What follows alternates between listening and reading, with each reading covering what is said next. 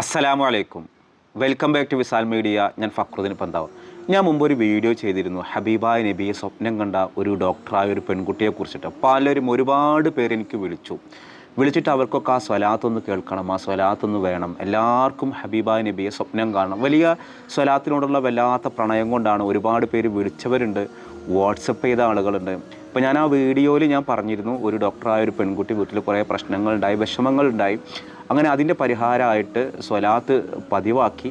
ആ സ്വലാത്ത് പതിവാക്കിയിട്ട് വളരെ മാഷാ അല്ലാഹ് വളരെ സന്തോഷമായിട്ട് അവർ ഹബീബായ നബിയെ സ്വപ്നം കണ്ടു. വളരെ വലിയൊരു ഭാഗ്യവതിയായൊരു പെൺകുട്ടിയാണ്. സ്വലാത്തിനോടുള്ളൊരു ഇഷ്ടം കൊണ്ട് ഒരുപാട് ആളുകൾ സ്വലാത്ത് ഒന്ന് ഞങ്ങൾക്കും പറഞ്ഞു തരുമെന്ന് പറഞ്ഞു. അപ്പോൾ ആദ്യം എനിക്ക് വിളിച്ച 2-3 പേരോടൊക്കെ ഞാൻ എങ്ങനെ ഇപ്പോൾ ഫോൺ ചെയ്ത് പറഞ്ഞുതരാം, അത് ശരിയാവോ ഇല്ലേ, സ്വലാത്തിനോടുള്ളൊരു ഇഷ്ടം കൊണ്ടാണ് അവരെല്ലാവരും വിളിച്ചത്. അപ്പോൾ എനിക്ക് തോന്നി ഇതാ ഒരു വീഡിയോയിൽ അത് പറഞ്ഞാൽ ഒരുപാട് പേർക്ക് ഉപകാരപ്പെടുമല്ലോ. കാരണം ഹബീബായ നബിയെ ഇഷ്ടപ്പെടുന്ന ഒരാൾക്ക് ചൊല്ലുള്ളതാണ് സ്വലാത്ത്.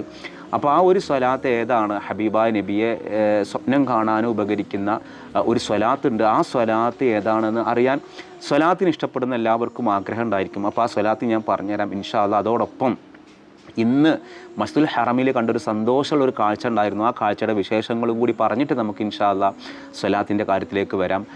അവിടെ ഏറ്റവും വരുമാനം കുറഞ്ഞ തൊഴിലാളികളാണ് അവിടുത്തെ ശുചീകരണ തൊഴിലാളികൾ. പക്ഷെ അവർ ഭയങ്കര ഭാഗ്യവാന്മാരാണ്. കാരണം അവർ വൃത്തിയാക്കുന്നത് ആരുടേതാണ്, മസ്ജിദുൽ ഹറമിൻ്റെ പരിസരങ്ങളാണ്, മത്താഫാണ് അവിടെയുള്ള. അപ്പോൾ അവരത്രയും ആത്മസായുജ്യം നേടുന്ന തൊഴിലാളികളാണ്. ലോകത്തെ ഏറ്റവും വരുമാനം കുറഞ്ഞതോ കൂടിയതോ ആവട്ടെ, ഏറ്റവും ആത്മസംതൃപ്തിയുള്ള തൊഴിലാളികൾ ആരാന്ന് ചോദിച്ചാൽ എൻ്റെ മനസ്സിലൊരു കാഴ്ചപ്പാട് അത് വിശുദ്ധ ഹറമുകളിലെയും തൊഴിലാളികളായിരിക്കും.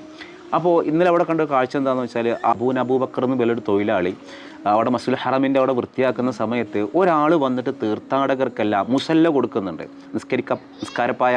അപ്പോൾ ആ മുസല്ല കൊടുക്കുന്നത് നല്ല വിലപിടിപ്പുള്ള നല്ല മുസല്ലയാണ്. ഒരു പക്ഷേ ഉംറക്കൊക്കെ പോയ ആളുകൾക്ക് അറിയാം, ഹജ്ജിനൊക്കെ പോയ ആളുകൾക്ക് ചില സമ്മാനങ്ങൾ അങ്ങനെ കിട്ടലുണ്ട്. അങ്ങനെ അദ്ദേഹം ഇത് കൊടുക്കുന്ന സമയത്ത് അത് കണ്ടിട്ടൊരു തീർത്ഥാടകൻ വരികയാണ്. ആ വരുന്ന സമയത്ത് ഈ കൊടുക്കുന്ന വിതരണം ചെയ്യുന്ന ഒരാളുടെ കയ്യിൽ നിന്ന് നിസ്കാരപ്പായ കഴിഞ്ഞു, ഇനി കൊടുക്കാനില്ല. അപ്പോൾ കൂട്ടത്തിൽ ഒന്ന് ശുചീകരണ തൊഴിലാളിയും മേടിച്ചു വെച്ചിരുന്നു. കാരണം അത് ഹദിയായിട്ട് കൊടുക്കുന്നതാണ്, സമ്മാനമായിട്ട് കൊടുക്കുന്നതാണ്. ആ ശുചീകരണ തൊഴിലാളി അത്രയും ഇഷ്ടത്തോടെ വാങ്ങി വെച്ചതാണ്.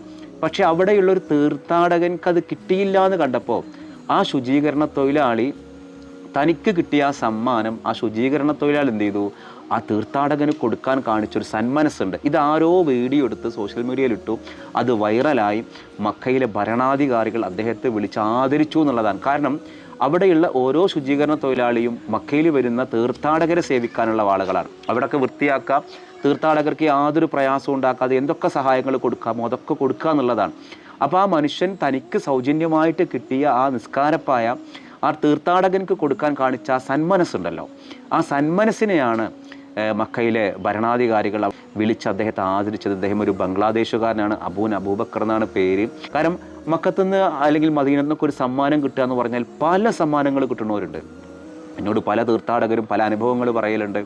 ദിക്റുകളും സ്വലാത്തുകളും സമ്മാനമായിട്ട് കിട്ടുന്നവരുണ്ട്. അവിടുന്ന് മറ്റേ മുസല്ലകൾ സമ്മാനമായിട്ട് കിട്ടുന്നവരുണ്ട്. നമ്മുടെ വീഡിയോ കാണുന്ന ആർക്കെങ്കിലും അത്തരം അനുഭവങ്ങൾ, നല്ല അനുഭവങ്ങളൊക്കെ ഉണ്ടായിട്ടുണ്ടോ?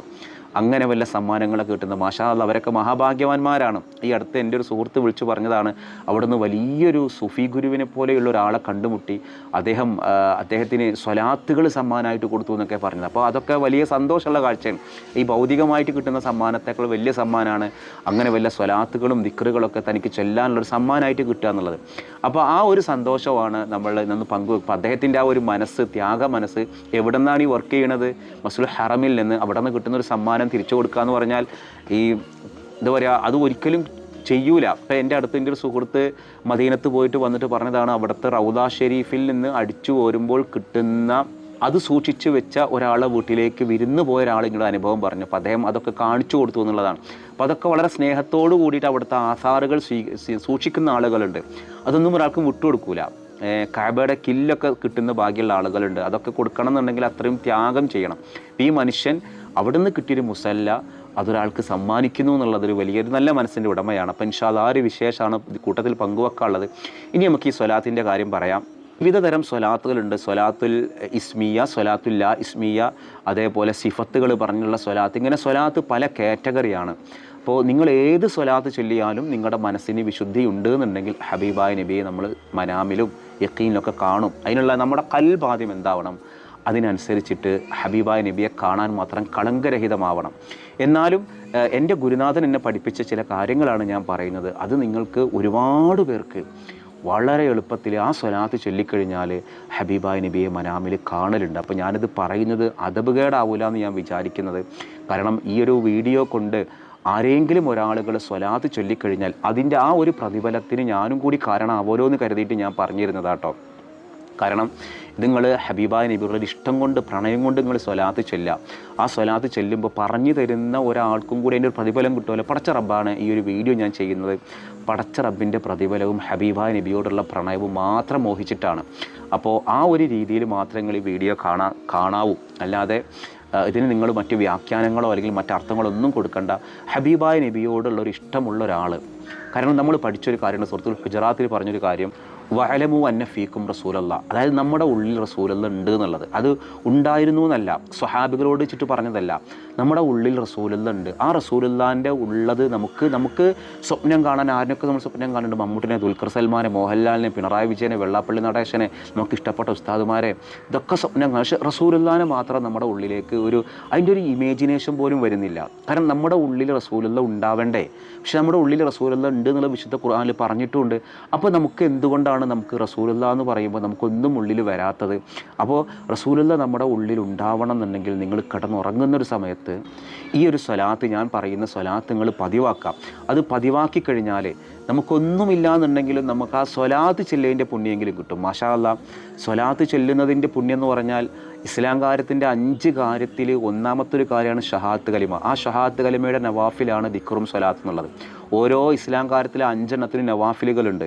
ഹജ്ജിന് നവാഫിലുണ്ട്, ഉംറയുണ്ട്, അതേപോലെ നിസ്കാരത്തിനുണ്ട്, സുന്നത്ത് നിസ്കാരങ്ങളുണ്ട്, അതേപോലെ മറ്റേ സക്കാത്തിനുണ്ട്, സ്വതക്കയുണ്ട്, നോമ്പിനുണ്ട്, സുന്നത്ത് നോമ്പുണ്ട്. ഇതൊക്കെ നമുക്കതിന് ടൈമും പീരീഡും ഇതിനൊക്കെ കുറേ കണ്ടീഷൻസ് ഉണ്ട്.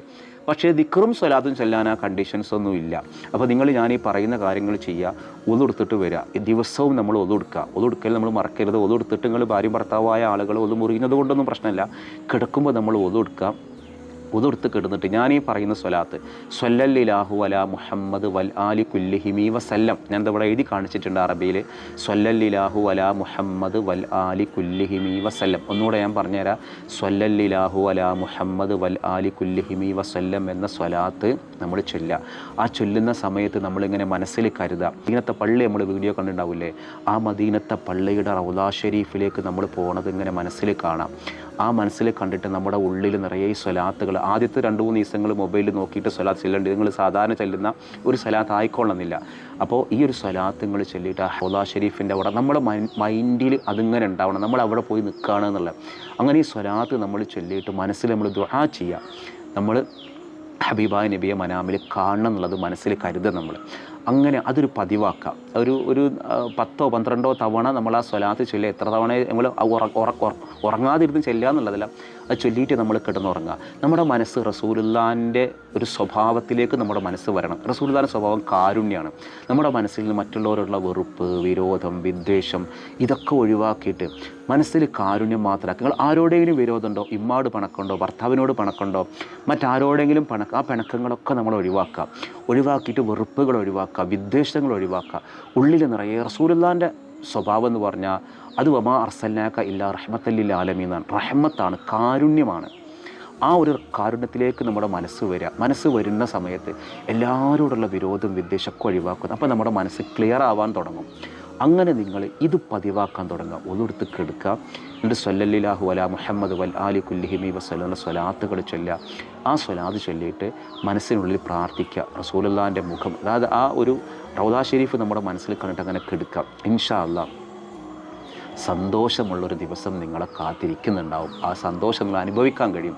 അപ്പോൾ ഈ ഒരു വീഡിയോ നിങ്ങൾ ഇഷ്ടപ്പെടുന്ന, സ്വലാത്തിന് ഇഷ്ടപ്പെടുന്ന ആളുകളുണ്ടെങ്കിൽ ഇത് വീഡിയോ കേട്ടിട്ട് നിങ്ങൾ പരമാവധി നിങ്ങൾ ഷെയർ ചെയ്യുക. എനിക്ക് വേണ്ടി നിങ്ങൾ പ്രാർത്ഥിക്കുക. നിങ്ങൾ ഒരു സ്വലാത്ത് ചൊല്ലിക്കഴിഞ്ഞാൽ അതിൻ്റെ ഒരു പ്രതിഫലത്തിൻ്റെ ഒരു ഭാഗം അള്ളാഹു എനിക്കും സമ്മാനിക്കും. ആ ഒറ്റ ഉദ്ദേശത്തിലാണ് ഞാൻ ഈ വീഡിയോ പറഞ്ഞിട്ടുള്ളത്. അള്ളാഹു നമുക്കെല്ലാം ഹബീബായ നബിയെ മനാമിലും യഖീനും കാണുള്ള തൗഫീഖ് അള്ളാഹു നൽകട്ടെ. സ്വലാത്തിന് ഇഷ്ടപ്പെടുന്നവരുടെ കൂട്ടത്തിൽ അള്ളാഹു നമ്മളെയും നമ്മുടെ പ്രിയപ്പെട്ടവരെയും ഒക്കെ അള്ളാഹു ഒരുമിപ്പിക്കട്ടെ. അപ്പോൾ ഇൻഷാ അല്ലാഹ് മറ്റൊരു ദിവസം മറ്റൊരു വീഡിയോയുമായി വീണ്ടും കാണാം.